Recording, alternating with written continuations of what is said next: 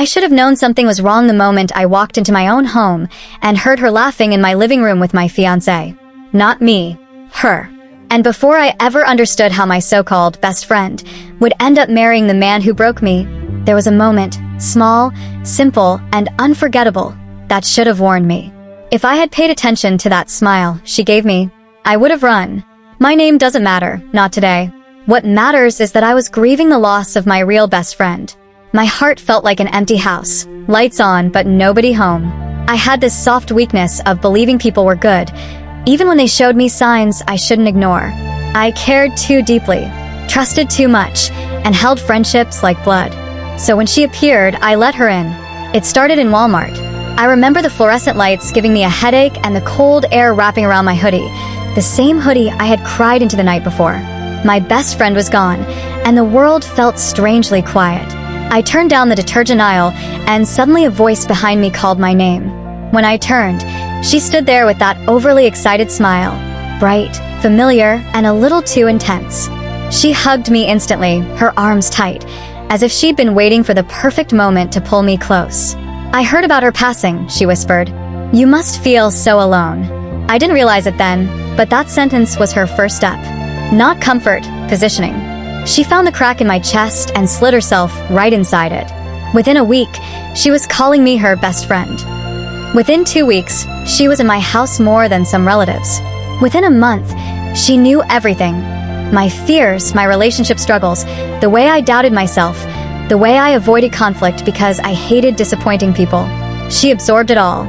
She would sit on my couch with a soft, pitying look and say things like, "I don't know why he treats you like that. You deserve someone who actually cares." I'd never let a man talk to me that way. Her voice always carried this protective tone, almost sisterly. Looking back now, I can hear the edge under it, the manipulation hiding behind empathy. The first red flag hit me on a day I came home early from work. I just wanted to take a shower and collapse. Instead, I walked into my living room and froze.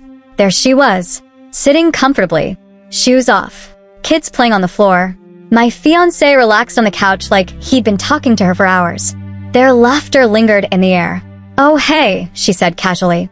"Just let the kids play for a bit." I forced myself to smile, swallowing the unease twisting in my stomach. Why was she here when I wasn't? Why did he look a little too comfortable? Why did she look at me with that kind of smile? I told myself I was overthinking. I always told myself that. And she kept coming over. Every day after work. Every morning I had off. Every afternoon, I wasn't expecting her. She slipped into my schedule like she lived there.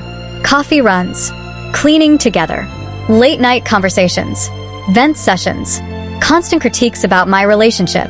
"You know I care about you, right?" she'd say. "I'm just being honest. He's no good for you." She was always honest. Too honest. Honest in the way someone is when they want to break something apart piece by piece. Then came the day she crossed a line in a way that didn't seem like a line at first. She called me crying. "He yelled at me," she said through sniffles. "Your fiancé." I told him he shouldn't stress you out and he got upset. "I'm sorry. I shouldn't have said anything." I felt my heart drop. "You talked to him about me?" I asked. She apologized dramatically, over and over, making herself seem small, guilty, innocent. But now I know better. She wasn't defending me. She was establishing a connection with him behind my back, slipping into a role that didn't belong to her. At the same time, I was unraveling. Grief haunted me like a shadow. Work drained me. My relationship felt like a constant storm.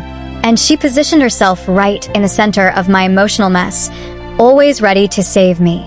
She became my comfort, my sounding board, the person I vented to every day.